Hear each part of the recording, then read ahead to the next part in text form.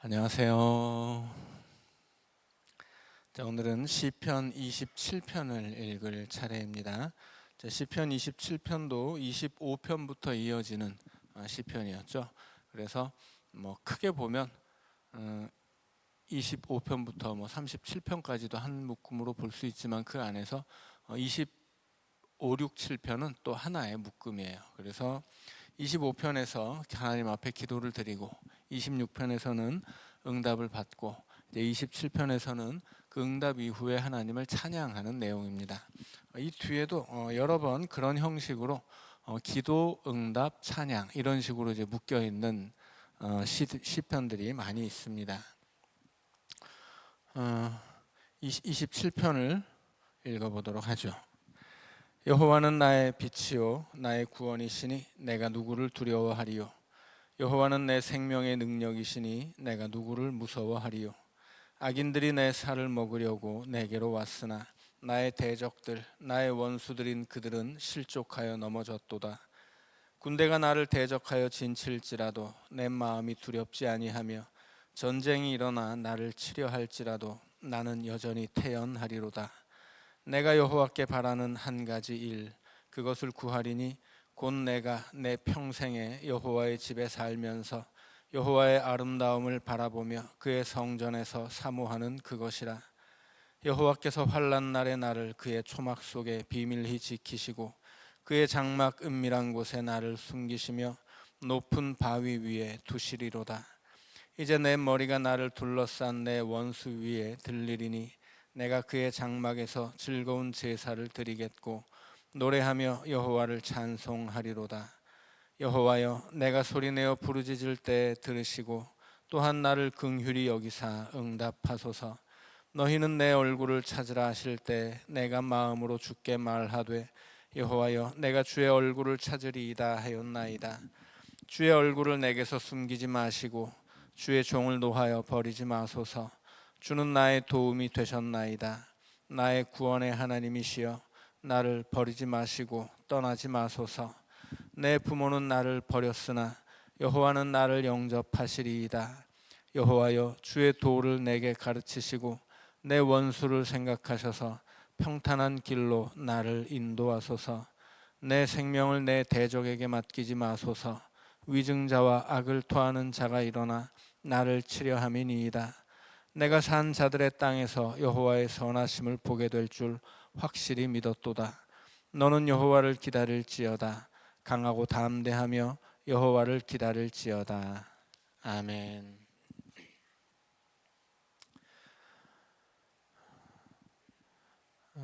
이 시에서 가장 눈에 띄는 것은 이제 저는 4절 말씀이에요. 내가 여호와께 바라는 한 가지 일 그것을 구하리니. 우리가 하나님 앞에 바라는 건 많이 있는데 다윗은 이 환난의 날에도 하나님 앞에 한 가지만을 구하죠. 그것은 그의 평생에 여호와의 집에 살면서 여호와의 아름다움을 바라보며 그의 성전에서 사모하는 그것이다. 이렇게 이야기합니다. 하나님 곁에서 하나님을 바라보며 하나님을 예배하며 살고 싶다는 소망이지요.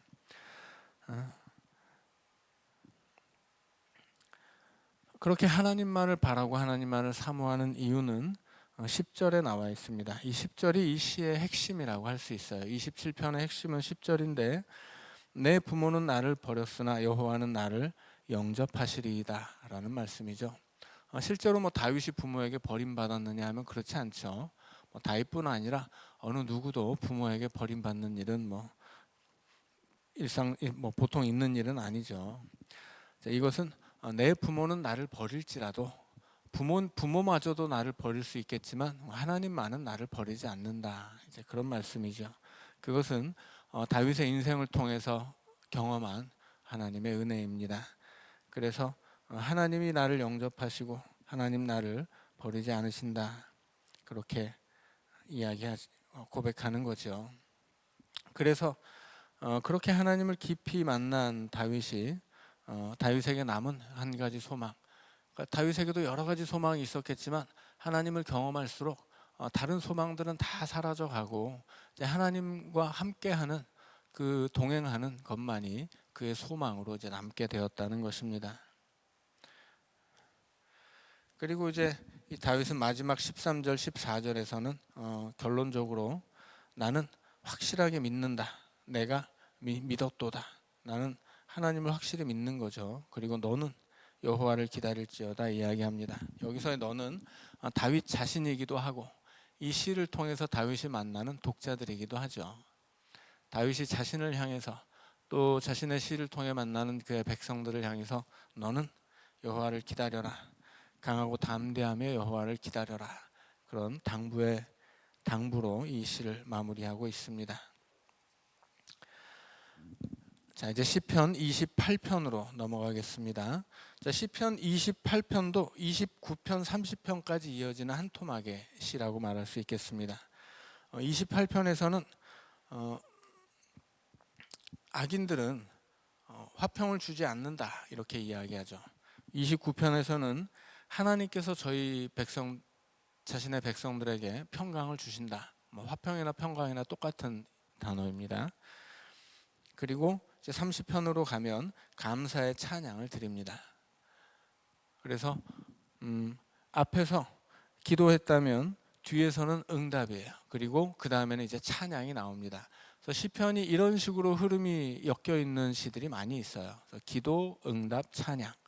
그래서 우리가 시편을 읽을 때 이런 흐름을 잘 이해해야 되는 것은 우리가 시편 28편부터 30편까지를 한 호흡에 이렇게 읽으면 더 좋다라고 하는 거죠. 자, 다윗이 어떤 기도를 드리는지 이제 28편을 또 읽어보겠습니다. 여호와여, 내가 주께 부르짖으오니 나의 반석이여 내게 귀를 막지 마소서. 주께서 내게 잠잠하시면 내가 무덤에 내려가는 자와 같을까 하나이다. 내가 주의 지성소를 향하여 나의 손을 들고 주께 부르짖을 때 나의 간구하는 소리를 들으소서. 악인과 악을 행하는 자들과 함께 나를 끌어내지 마옵소서. 그들은 그 이웃에게 화평을 말하나 그들의 마음에는 악독이 있나이다. 그들이 하는 일과 그들의 행위가 악한 대로 갚으시며 그들의 손이 지은 대로 그들에게 갚아 그 마땅히 받을 것으로 그들에게 갚으소서. 그들은 여호와께서 행하신 일과 손으로 지으신 것을 생각하지 아니하므로 여호와께서 그들을 파괴하고 건설하지 아니하시리로다. 여호와를 찬송하며 내 간구하는 소리를 들으심이로다. 여호와는 나의 힘과 나의 방패이시니 내 마음이 그를 의지하여 도움을 얻었도다. 그러므로 내 마음이 크게 기뻐하며 내 노래로 그를 찬송하리로다. 여호와는 그들의 힘이시요 그의 기름 부음 받은 자의 구원의 요새이시로다. 주의 백성을 구원하시며 주의 산업에 복을 주시고 또 그들의 목자가 되시어 영원토록 그들을 인도하소서. 아멘. 자, 1절에서 다윗은 하나님 내게 귀를 막지 말아주세요 이야기하죠. 이것은 하나님이 침묵하고 있다는 뜻입니다. 그럼 그 하나님의 침묵 앞에서 우리는 무엇을 할 것이냐? 포기해서는 안 되는 거죠. 다윗은 계속해서 기도합니다. 침묵하시는 하나님 앞에서 내가 부르짖으니까 귀를 막지 말아주세요.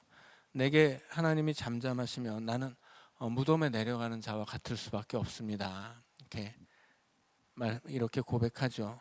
그리고서 다윗은 이제 계속 기도를 해요. 나의 간구하는 소리를 들으소서. 나를 끌어내지 마옵소서. 악한 자들은 말로는 화평을 이야기하지만 마음에는 악독이 있습니다. 그들이 하는 일과 행위가 그 악한 대로 갚으시고 하나님은 악인들에게 다 그 악의 보응을 그대로 해주신다 이렇게 이야기하죠. 그리고서는 6절로 가면 갑자기 여호와를 찬송하며 내 간구하는 소리를 들으심이로다. 하나님이 응답하셨다고 이야기하죠. 그래서 1절은 하나님의 침묵을 표현하는 내용이고 2절부터 5절까지는 다윗의 계속되는 기도예요. 하나님의 침묵 앞에서도 다윗은 멈추지 않고 계속 기도하죠. 그리고 마침내 응답을 받습니다. 그 응답의 내용이 6절부터 이제 그 이후의 이야기들이죠.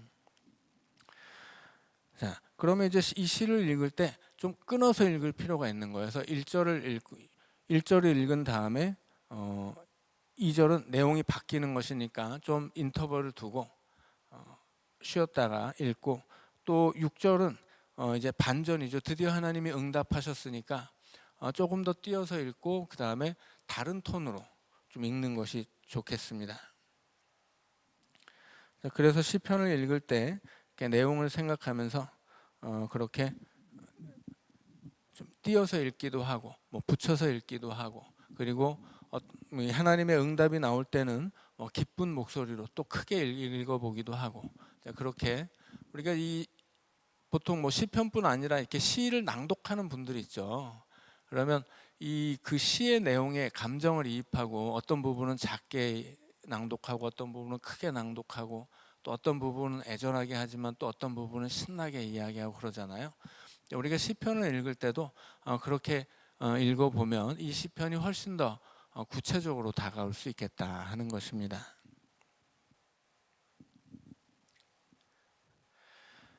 자, 이렇게 28절에서 다윗은 하나님 앞에 기도하는데, 이 28편, 29편을 관해서 계속 이어지는 주제는 화평이에요. 악인들은 화평을 주지 않는다라고 하는 거죠. 그런데 29편으로 가면 그 화평은 하나님이 주시는 거예요.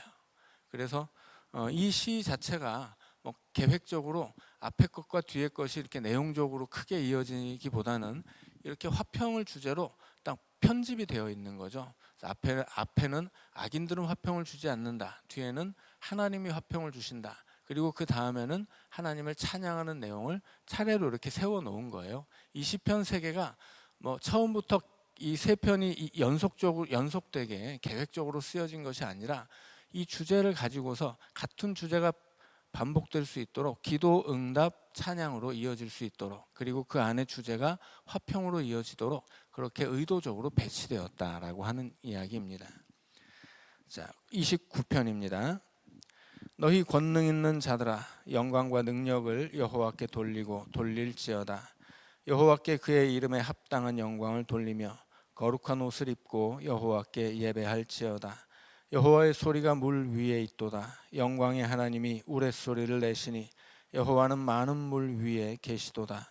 여호와의 소리가 힘 있으며 여호와의 소리가 위엄차도다. 여호와의 소리가 백향목을 꺾으시며 여호와께서 레바논 백향목을 꺾어 부수시도다. 그 나무를 송아지같이 뛰게 하시며 레바논과 시련으로 들송아지같이 뛰게 하시도다. 여호와의 소리가 화염을 가르시도다. 여호와의 소리가 광야를 진동하시며 여호와께서 가데스 광야를 진동시키시도다. 여호와의 소리가 암사슴을 낙태하게 하시고 삼림을 말갛게 벗기시니 그의 성전에서 그의 모든 것들이 말하기를 영광이라 하도다. 여호와께서 홍수 때에 좌정하셨으며 여호와께서 영원하도록 왕으로 좌정하시도다. 여호와께서 자기 백성에게 힘을 주시며 여호와께서 자기 백성에게 평강의 복을 주시리로다. 아멘.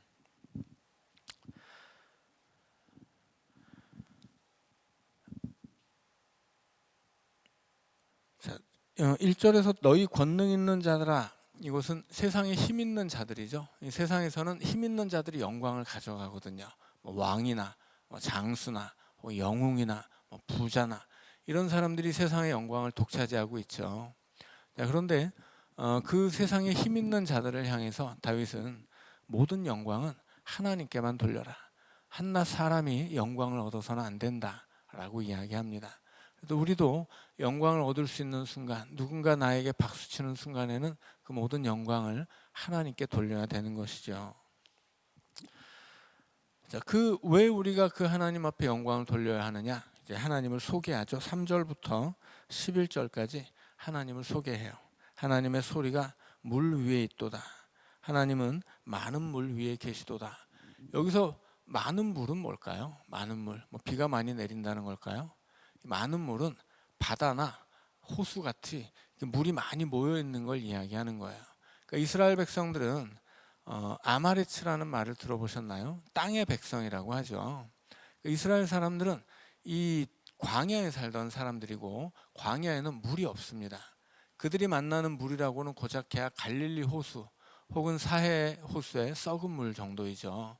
이 사람들은 물과 친하지 않고 이 물이 소중하긴 하지만 많은 물은 두려운 거예요. 그러니까 바다나 혹은 홍수나 이런 것들은 두려움의 대상이죠. 그리고 특별히 성경 안에서 바다는 늘 말씀드리지만 악의 근원지예요. 그러니까 바다는 악의 근원지. 하나님이 이 땅을 창조하실 때도 물과 땅 뭇을 구별하시죠. 마치 빛과 어둠을 구별하시는 것과 같아요. 빛은 선한 것이고 어둠은 선하지 않은 것이죠. 뭇은 선한 것이고 물은 선하지 않은 거예요. 그걸 구별하는 것이 창조의 질서였죠. 자, 그래서 요한계시록에서도 새하늘과 새 땅이 임하면 없는 게 두 가지죠. 하나는 밤, 또 하나는 바다예요. 밤이 없는 이유는 하나님이 빛이 되기 때문이고, 바다가 없는 이유는 더 이상 죄가 없기 때문입니다. 죄의 세력은 바다에 있는 거예요. 그래서 예수님이 돼지떼를 명하여 물러가라고 할 때도 돼지들이 우리가 저 물로 뛰어들게 해주세요라고 부탁을 하는 이유는 그 많은 물이 이 악의 세력의 근원지이기 때문입니다. 그들은 자기 집으로 돌아가기를 원했던 거예요. 예수님에게 심판하지 말아달라고 이야기하잖아요. 그러니까 우리를 심판하지 마시고 우리 본래 집인 저 많은 물 속으로 들어가게 해주세요, 이렇게 이야기를 했던 거죠. 그래서 여기서 많은 물은 악의 상징이에요. 그런데 하나님은 이 세상에 선한 것도 있고 악한 것도 있는데 선한 것만의 하나님이 아니고 그 악도 다스리시는 분이다라고 지금 표현하는 것입니다. 그래서 많은 물 위에 계시다, 이것은 하나님이 이 세상의 악한 것까지도, 악의 권세까지도 다스리는 분이다라고 고백하는 내용입니다. 자, 여호와의 소리는 계속 나오죠. 백향목을 꺾고 레바논의 백향목을 꺾어 부수시도다. 자, 백향목 중에서도 유명한 것은 레바논의 백향목이에요. 근데 백향목이 왜 나오냐면, 백향목은 건축 자재로서 가장 좋은 최상급 자재입니다. 이것은 아주 단단하고 고든 나무라서 건축 재료로 쓰면 그렇게 인기가 좋고 비쌌다고 해요. 그래서 백향목은 아주 굉장히 단단한 건축 자재의 상징 같은 거예요. 근데 하나님이 소리를 한번 발하시면 그 백향목이 부러져 버리는 거죠. 그리고 그 백향목이 6절에 보면 그 나무를 송아지 같이 뛰게 하신다고 하죠. 백향목이 하늘에서 막 번개가 뻥 치면, 여기서 하나님의 소리는 자연 현상 속에서 들리는 소리를 하나님의 음성으로 듣는 거거든요. 다윗이 천둥이 치면 벼락이 치죠. 벼락이 나무를 때리면 이 나무가 부서져서 막 튀어다닌단 말이에요. 튕겨다니는 거죠. 그것을 송아지 같이 뛴다고 표현하는 것입니다. 하나님의 음성이 그렇게 저 단단한 레바논의 백향목조차도 부수고 그렇게 수수깡처럼 던진다 하는 이야기예요. 그렇게 하나님의 소리는 화염을 가르시기도 하고 광야를 진동시키기도 하고 그 하나님의 소리에 암사슴이 낙태하기도 하고 그 산의 나무들이 벗겨지기도 한다라고 하는 거죠. 그 하나님의 소리가 그렇게 위대하시니 또 하나님은 또 그 얼마나 더 위대하실 거예요. 그래서 그 하나님 앞에 우리가 드릴 것은 찬양밖에 없다. 그래서 9절 마지막에는 그의 성전에서 그의 모든 것들이 말하기를 영광이라 하도다. 우리는 자연 속에서도 하나님의 음성을 듣고 하나님 앞에 영광의 찬양을 돌려드려야 한다라는 이야기입니다. 그리고 결론은 여호와께서 자기 백성에게 힘을 주신다. 여호와께서 자기 백성에게 평강의 복을 주신다 하는 것입니다. 앞에 이 28편에서는 악인들은 화평을 주지 않는다 이야기했었죠. 악인들은 마치 자기들이 세상의 모든 것을 휘두르면서 다른 사람들을 이롭게 할 것처럼 거짓말도 하지만 아무것도 주지 않아요. 악인들을 통해서는 화평을 얻을 수 없고 악인들의 세상 속에서는 화평을 얻을 수 없는 거죠. 그래서 우리는 하나님이야말로 우리에게 그 화평을 주시는 분이다라고 29편에서 찬양하고 있습니다. 자, 그리고 이제 시는 30편으로 넘어가죠. 30편은 찬양이에요. 말씀드린 것처럼 이 세 편의 시는 일괄적으로 한 번에 읽으라고 지은 것이 아니고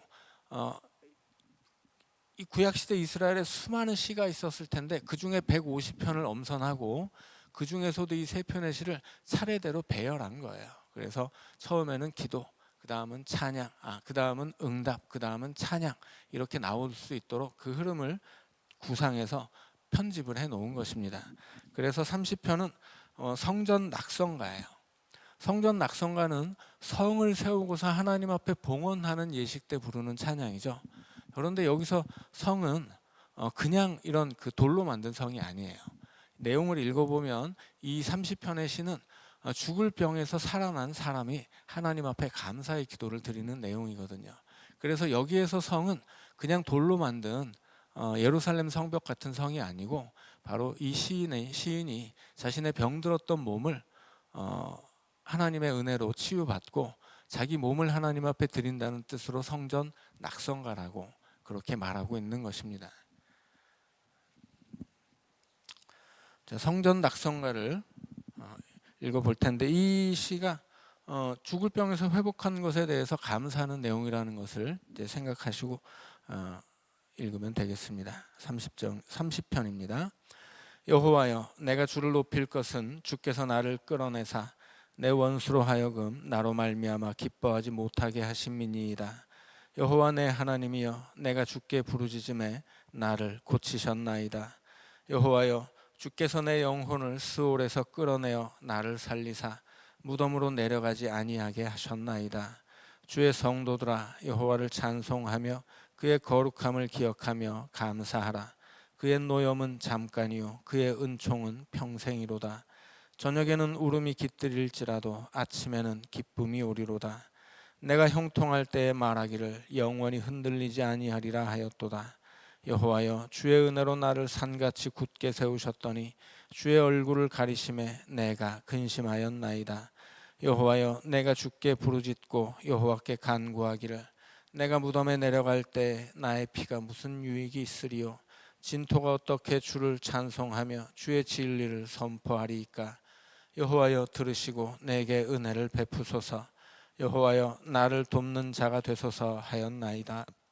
주께서 나의 슬픔이 변하여 내게 춤이 되게 하시며 나의 베옷을 벗기고 기쁨으로 띠우셨나이다.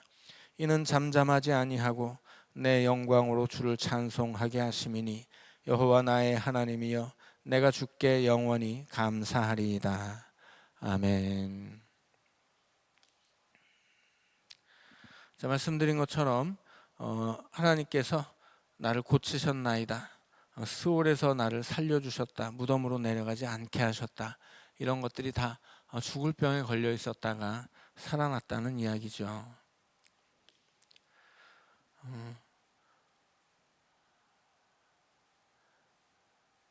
이 시에서 정말 좀 인상적인 구절은 저는 5절과 11절이에요. 5절은 그의 노염은 잠깐이요 그의 은총은 평생이로다.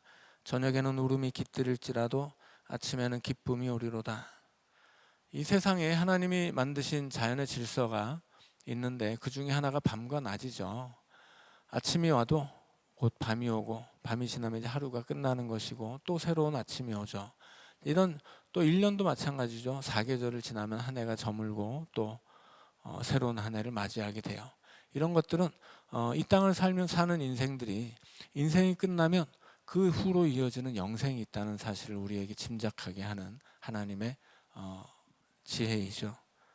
우리는 이 세상에 대해 세워두신 하나님의 질서를 통해서 또 영적인 진리를 얻을 수가 있는 거예요. 그런데 이 시인은 저녁에는 울음이 깃들일지라도 아침에는 기쁨이 온다, 그렇게 고백해요. 저녁이라고 하는 것은 어둠이고 인생의 어두운 때를 상징하기도 하죠. 그래서 인생을 살다 보면 그 어두운 때를 만날 수도 있겠지만 곧 아침이 밝아온다라고 고백하는 거예요. 이 시인은 그렇게 저녁이 가면 아침이 온다는 일상적인 사실을 통해서 하나님의 노여움은 잠깐이고 그의 은총이 평생이라는 사실을 이제 다시 한번 깨닫게 되는 것입니다. 자신의 인생에 있어서 어려운 일을 당하는 것, 그것을 하나님의 노여움이라고 생각한다면 하나님은 반드시 어두운 인생에 빛을 던져주시는 창조의 하나님이라 우리는 어둠 속에서도 아침이 밝아온다는 희망을 품을 수 있는 것이고 그 희망을 우리는 날마다 배우는 거예요. 아침을 맞이하는 순간에 지난밤의 어두움은 사라져 있고 내게 다가온 새로운 날, 새로운 빛, 새로운 하루, 이것을 통해서 내 삶에 여전히 희망이 있음을, 그 희망이 하나님이 주시는 것임을 그렇게 깨닫고 고백하고 있는 것입니다. 6절과 7절은 끊어져 있는 것 같지만 사실은 이어져 있는 거예요. 히브리 원어에서 보면. 그래서 내가 형통할 때 말하기를 영원히 흔들리지 아니하리라 하였도다 이렇게 번역도 했는데, 여기서는 하였지만 이렇게 번역하는 게 좀 더 맞습니다. 내가 형통할 때 말하기를 영원히 흔들리지 아니하리라 하였지만 여호와여 주의 은혜로 나를 산같이 굳게 세우셨더니 주의 얼굴을 가리심에 내가 근심하였나이다. 형통할 때는 계속 형통할 것 같고 내 인생이 계속 승승장구할 것 같고 젊은이들은 항상 내가 젊을 것 같고 내가 건강할 것 같고 내가 영원히 세상에서 살 것 같은데 그렇지 않은 거죠. 그래서 이 시인은 하나님의 얼굴을 가리시는 것 같은 어두운 날들을, 그 어두운 밤을 만난 거예요. 그래서 회개하는 거죠. 내가 형통할 때는 자신만만했었는데 하나님이 한 번 나에게 얼굴을 감추시니까 그 자신만만하던 내가 부끄럽습니다. 그렇게 이야기하는 것입니다. 그래서 여호와께 부르짖고 간구하는 거죠. 하나님, 내가 무덤에 내려갈 때 내 피가 무슨 유익이 있으리요. 피라고 하는 것은 그 시대 사람들에게는 생명을 상징하는 거예요. 그 시대 사람들은 피에 생명이 담겨 있다고 생각을 했었거든요. 그래서 이 그 장기의 우리는 생각을 담당하는 것이 뇌라고 생각하지만 옛날 사람들은 그런 의학적인 건 잘 모르잖아요. 옛날 사람들은 심장이 생각을 이렇게 그 심장이 우리 사람으로 하여금 생각하게 하는 기관이라고 그렇게 생각을 했었어요. 그런 식으로 이 장기 하나하나에 신체 일부 이런 것은 이것을 담당하고 저것을 담당하고 이렇게 연결 짓는데 피는 생명이에요. 그래서 피를 흘리게 하지 말라라고 하는 것은 생명을 해치지 말라는 뜻이죠. 내가 무덤에 내려갈 때 내 생명이 무슨 소용이 있겠습니까? 그런 뜻이에요. 그리고 내 몸이 진토가 되면 다시 흙으로 돌아가면 내가 어떻게 하나님을 찬송하겠습니까? 그러니까 나를 좀 도와주세요, 살려주세요, 그런 이야기죠. 그래서 이 시인은 그렇게 형통할 때 자신만만했던 자신의 자만을 회개하고 하나님 앞에, 하나님이 내게 얼굴을 돌리시면 나로서는 내 인생에는 답이 없습니다. 그러니 내가 이 세상에서 건강하게 생명을 가지고 살면서 하나님을 찬양하게 해주십시오. 이제 그렇게 기도한 것입니다. 그리고 11절로 가면 주께서 나의 슬픔이 변하여 내게 춤이 되게 하시며 나의 베옷을 벗기고 기쁨으로 띠띠우셨나이다. 굉장히 시적이고 멋있는 표현이죠. 나의 슬픔이 춤이 되게 하시고 베옷을 벗기고 기쁨의 띠를 띄워주셨다. 이게 하나님의 은혜이죠. 그래서 죽을 병에 걸렸었다가 다시 살아나면서 자신이 더 이상은 내가 자신만만하게 살아서는 안 되겠구나. 내가 하나님 앞에 더 겸손해야 되겠다. 내가 나의 약함을 마음에 새기고 살아야 되겠다. 그리고 내가 그렇게 하나님의 은혜를 입고 다시 살아났기 때문에 하나님이 내 슬픔을 춤이 되게 하시고 내 베옷을 벗겨서 기쁨의 옷을 입혀주셨다. 그렇게 시인은 고백합니다. 자, 우리도 다윗처럼 그렇게 고백할 수 있으면 좋겠습니다. 자, 여기까지 읽고 우리 3분 쉬었다가 또 이어서 시편 31편부터 같이 읽어 나가도록 하겠습니다.